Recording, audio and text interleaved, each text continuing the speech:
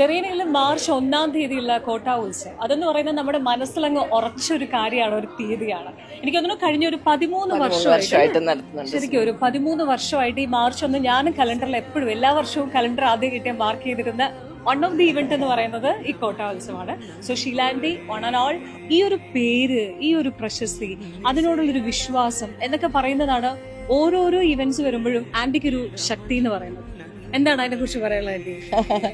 ഇത് ആക്ച്വലി കോട്ടോത്സവം ഞങ്ങൾ വളരെ ആക്സിഡന്റലായിട്ട് തുടങ്ങിയതാണ്. ഞാൻ എല്ലാ വർഷവും 37 ഇയേഴ്സ് ആയല്ലോ നമ്മളിപ്പോൾ തുടങ്ങിയിട്ട്. എല്ലാ വർഷവും ഒരു പാറ്റേൺ കാണും. ഈ ഫെബ്രുവരി പകുതി കഴിയുമ്പോൾ ഫെബ്രുവരി മാർച്ച് ഏപ്രിൽ ആകുമ്പോൾ ആൾക്കാർ ചൂടെടുത്ത് കോട്ടാസാരി ഇങ്ങനെ വരും. അങ്ങനെ തുടങ്ങിയതാണ്. പിന്നെ നിർത്തിയിട്ടില്ല. ബിക്കോസ് ഫസ്റ്റ് കോട്ട ഉത്സവം തന്നെ നന്നായിട്ട് ക്ലിക്ക് ചെയ്തു.